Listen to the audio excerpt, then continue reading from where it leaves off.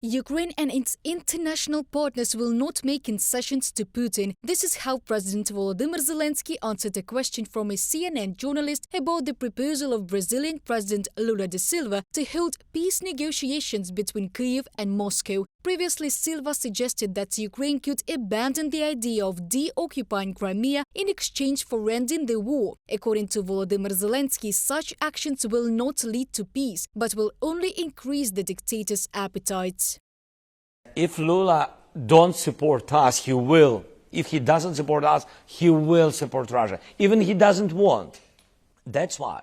Lula, maybe he said, I don't know what did he mean, but he said it about that we have to stop the war and we have to find compromise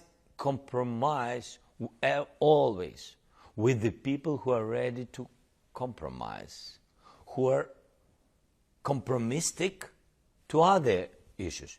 Did you see any compromises from Putin in other issues? Did you see? An uncompromising response to a statement by the leader of another country is in keeping with the spirit of wartime, political scientists believe. After all, Ukrainian diplomacy after February the 24th, 2022 cannot leave any room for weakness in relation to Putin's Russia.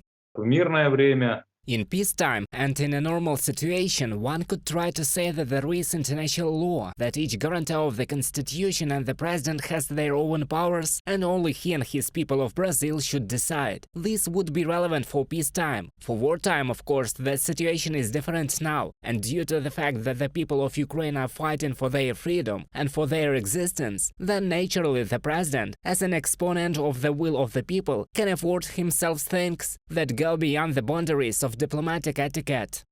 Freezing the conflict is also impossible, Volodymyr Zelenskyy is sure, and Kyiv's victory will bring peace not only to Ukraine, but will also protect other countries neighboring Russia from possible aggression. Victory, that's only one thing that can bring the occupation of our land. It means not to give possibility for Russia to attack other countries, Baltic, Poland, and then to bring all of us back, by this aggression back to USSR. We don't want. That's only position for this.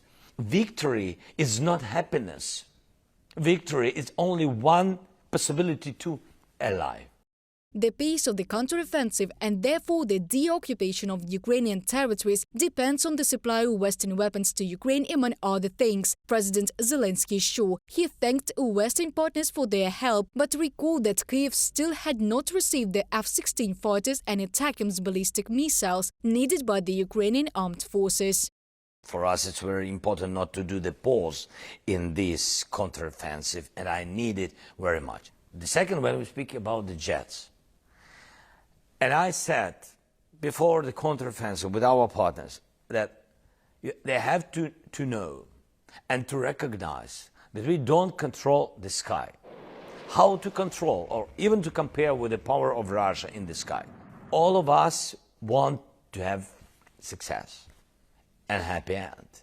First of all, it's not a movie, it's not one hour and a half. We lost a lot of people, no happy end. That we have to recognize it. Volodymyr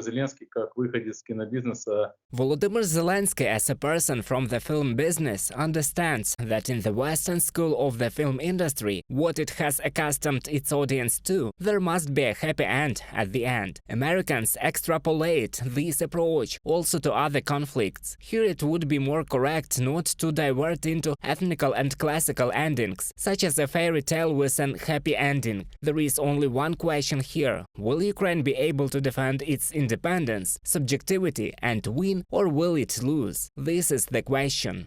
Volodymyr Zelenskyy also commented on the death of Yevgeny Prigozhin. According to the president of Ukraine, the death of the financier of the Wagner PMC demonstrates that Putin does not control what is happening in Russia and how he deals with his opponents.